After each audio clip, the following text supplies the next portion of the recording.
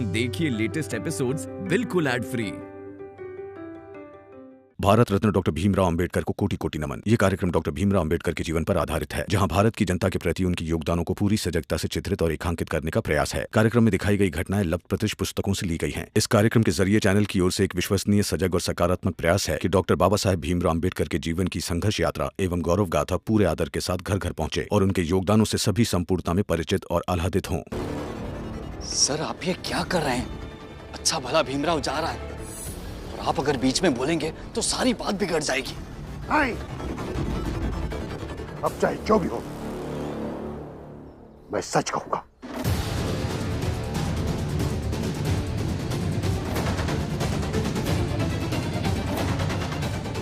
मैंने भीमराव को कितना परेशान किया, लेकिन आज भीम ने इल्जाम अपने ऊपर लेकर मुझे बचाया। बात सिर्फ मुझ तक होती तो शायद मैं भी खुश हो जाता, लेकिन आज भीम ने उस विश्वास को बचाया जो सामान्य तौर पर लोगों में होता है कि शिक्षक ईमानदार होते हैं, शिक्षक श्रेष्ठ होते हैं। भीम ये ग्रेजुएशन की परीक्षा पास न कर पाई, उसकी खुशी जितनी होती उससे कहीं ज्यादा मुझे पीड़ा होती कि आज मैंने एक होनहार छात्र का भविष्य बर्बाद करने के लिए अपने पद और कॉलेज की गरिमा के साथ खिलवाड़ किया।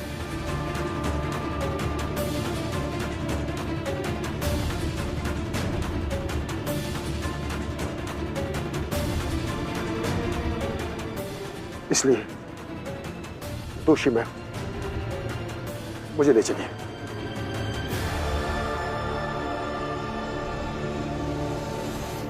ले भीमराव तो फिर से जीत गया। अब चलो यहां से, चलो।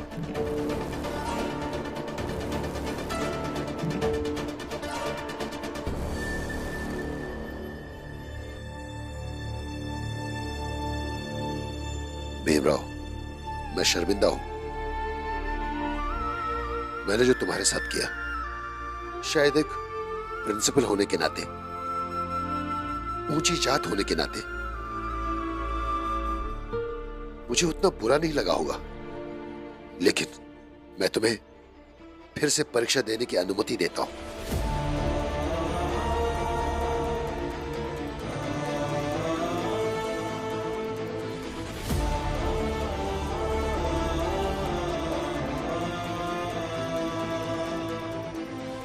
प्रिंसिपल साहब, ये बिल्कुल गलत कर रहे हैं आप।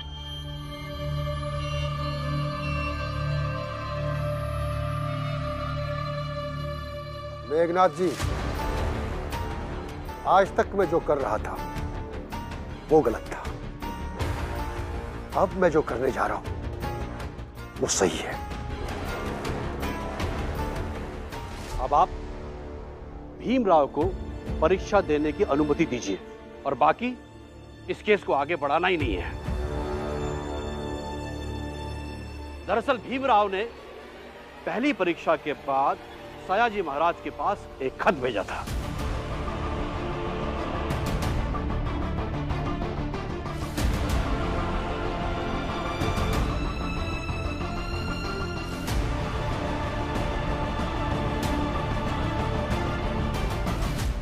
आप इतनी रात को चिट्ठी कैसे लिख रहे हैं? रमा, मेघनाथ जी और उनके बेटों ने आज मेरे साथ जो किया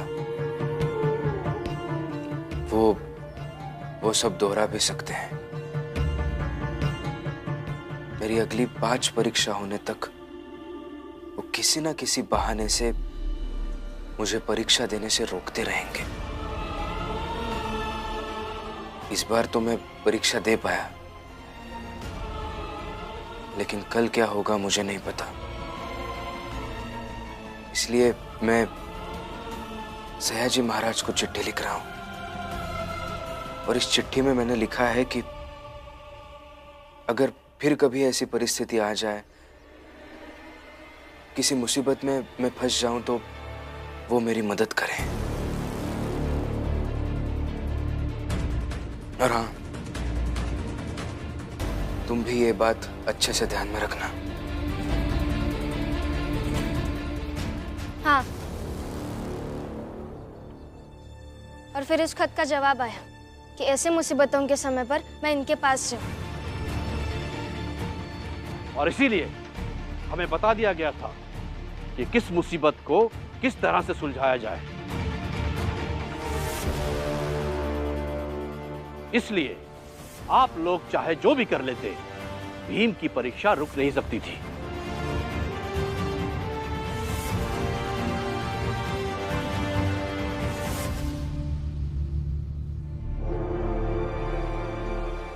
प्रिंसिपल सर, मैं बस हर हाल में परीक्षा देना चाहता हूं, आगे बढ़ना चाहता हूं। मेरी आपसे कोई दुश्मनी नहीं है, मेरी किसी से कोई दुश्मनी नहीं है। मैं किसी के रास्ते में बाधा नहीं बनना चाहता हूं। मैं बस खुद आगे बढ़ना चाहता हूं और अपनी जात के लोगों को आगे ले जाना चाहता हूं। और हमारा आगे बढ़ने का रास्ता भी हम खुद बनाएंगे। आपके बनाए गए रास्ते पर हम चलेंगे भी नहीं। बस हमें इतनी सी जगह चाहिए और वो जगह आपको देनी पड़ेगी सर। भीम, तुम अंदर मेरे कैबिन में चलो और फिर से परीक्षा दो।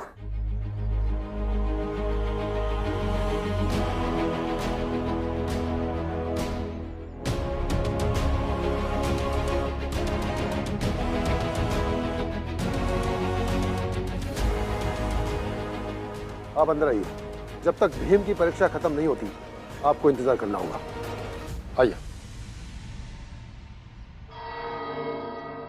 अब परीक्षा देकर आइए, हम आपका यही इंतजार करेंगे।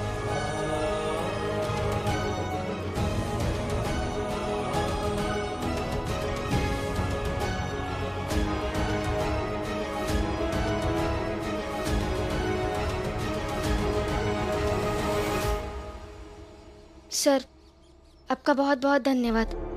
आप एकदम सही समय पर आए और आपने हमारी मदद की। ठीक है, अब हम चलते हैं। ऐसी कोई भी मुसीबत आए तो सयाजी महाराज को खत लिख देना।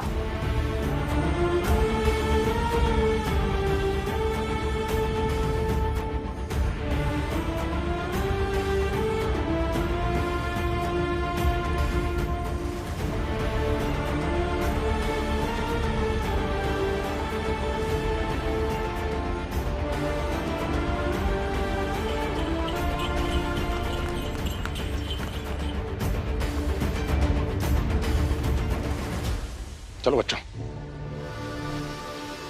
हटाओ।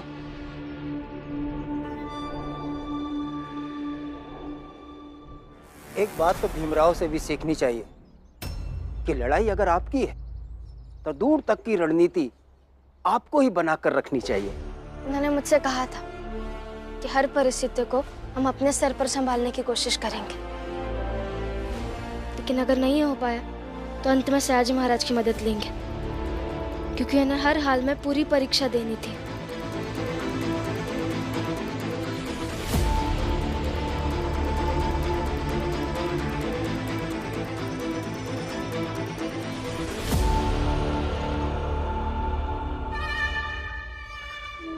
इतना गुस्सा आ रहा है ना मुझे।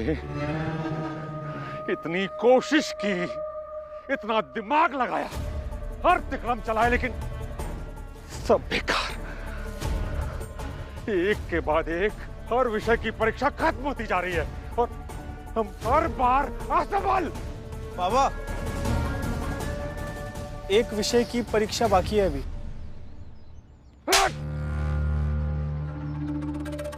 एक के बाद एक इतने विषयों की परीक्षा खत्म हो गई, हम कुछ नहीं कर पाए। अरे एक विषय की परीक्षा में क्या दुनिया पलट देगा? परीक्षा बाकी है अभी।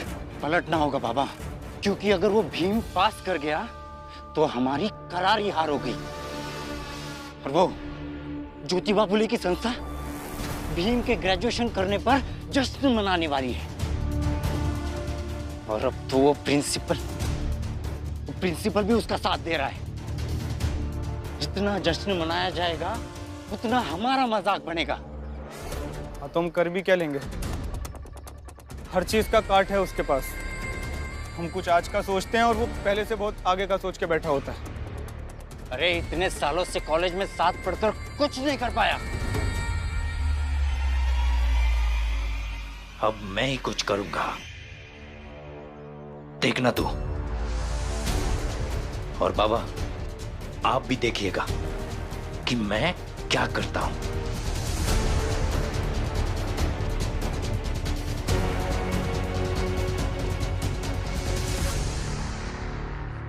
तन को जोगी सब करे,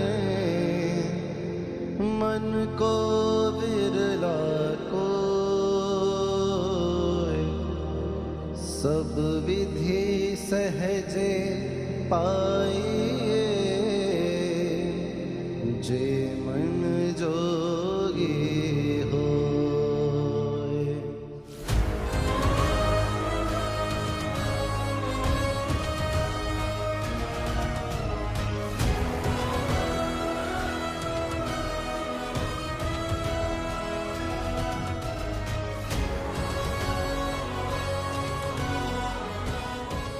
आपका बहुत बहुत धन्यवाद सर।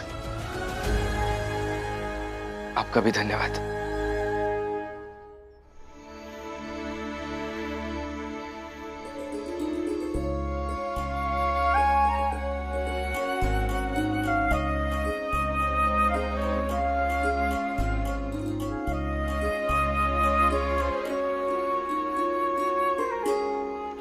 सच में रमा,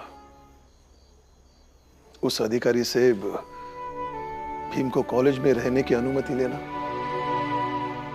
आज हम सबको इकट्ठा करके उन सबको रोक के रखना और सयाजी महाराज के मंत्री को ला बुला कर लाना, ये जो तुमने तत्परता दिखाई है वो बहुत ही सराहनीय है।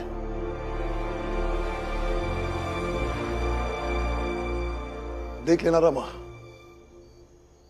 एक दिन ऐसा आएगा कि पूरी दुनिया में तुम रमाबाई अंबेडकर नाम से जानी जाओगे। देख लेना तुम।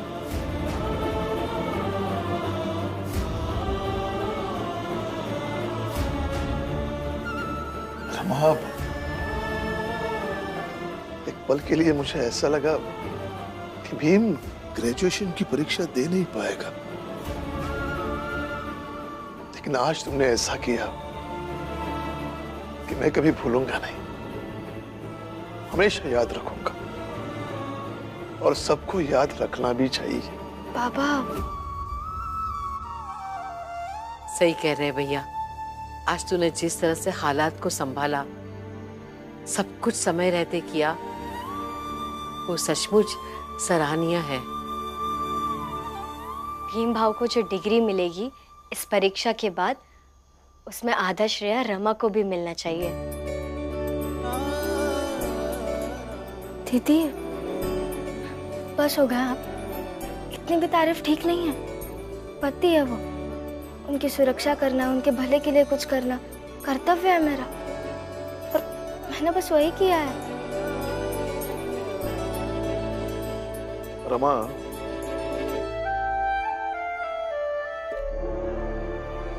क्या है ना बेटी, अक्सर बड़े लोग अपनी अच्छाइयों को अपना कर्तव्य कहकर टाल देते हैं, लेकिन मेरी नजर में तो तुम बड़े लोगों जैसी ही हो गई हो ना।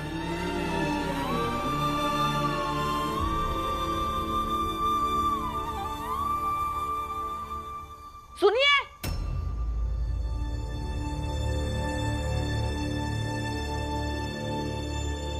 ये क्या? आप सब यहाँ बैठे हैं? क्या हुआ? वहाँ बाहर आंगन में करुणा और बाला की लड़ाई चल रही है। क्या?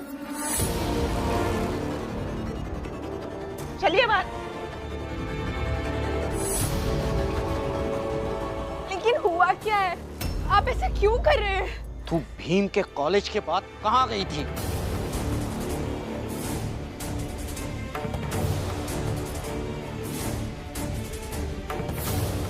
भीम भाव का कॉलेज के बाद मैं काम ढूंढने गई थी। झूठ। सही सही बताओ वरना मैं तुम्हारी जान ले लूंगा। बाला, क्या हो गया? तुम बहू के साथ ऐसा बर्ताव क्यों कर रहे हो? बाबा, आप में से कोई बीच में नहीं आएगा। ये मेरा मसला है और इसे मैं ही सुलझाऊंगा।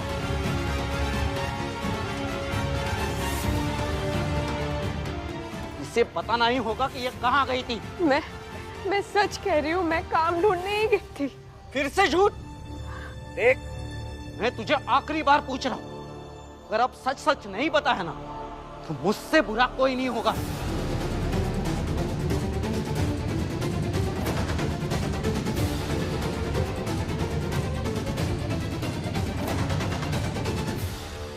ये करुणा बोल तो सही रही है, लेकिन बाला के मन में जो मैंने शक का कीड़ा डाला है, वो कीड़ा उसे करुणा के किसी भी बात पर यकीन करने नहीं देगा। बाला, अगर बहू सही नहीं बता रही है तो तुम बताओ कि वो कहाँ गई थी।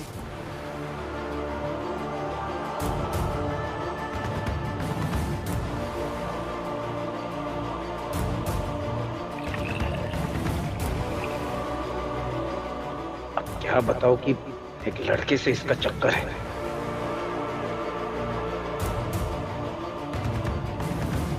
बाला, यहाँ तुम्हारी बात कोई नहीं मानेगा, इसलिए चुप रहो। बाला भैया, अगर भाभी झूठ कह रही है तो आप बता दीजिए भाभी कहाँ गई थी। अरे कुछ ना कुछ किया होगा इसने, तभी तो बाला बोल रहा है, और बाला कभी झूठ नहीं बोलता। बोलो बाला, अरे कुछ तो बोलो, आखिर बात क्या है? अरे बाला, जब ये सही सही नहीं बता रही है कि कहाँ गई थी और तुमको मालूम है तो बताओ ना। अरे बताओ सबको। हाँ बाला भैया, बताइए ना भाभी कहाँ गई थी। तुम सब लोग खुद ही पूछ लो इससे।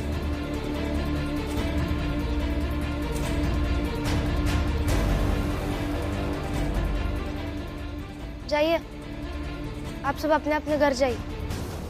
जाइए।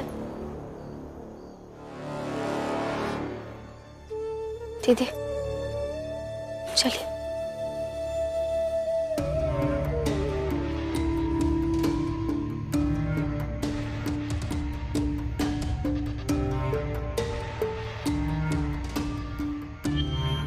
कहा था ना मैंने, भीम के परीक्षा का परिणाम आते आते बाला और करुणा में इतनी दूरियां बढ़ा दूंगी कि किसी को पता नहीं चलेगा कि भीम के पास होने की खुशियां बनाए या बाला और करुणा के अलग होने का मातम। अगर भीम के फेल होने का मातम मैंने नहीं मनाया तो मातम अधूरा। अब चाहे अपनी जान ही क्यों ना दे दो, लेकिन कल की भीम की परीक्षा नहीं होने दूंगा।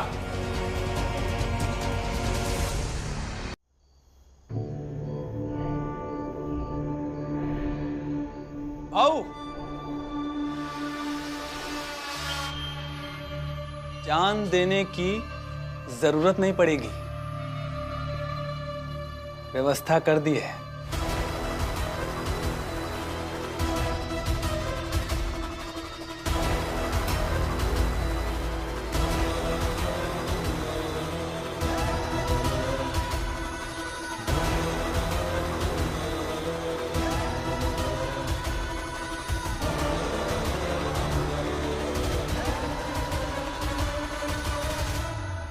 क्या है ये?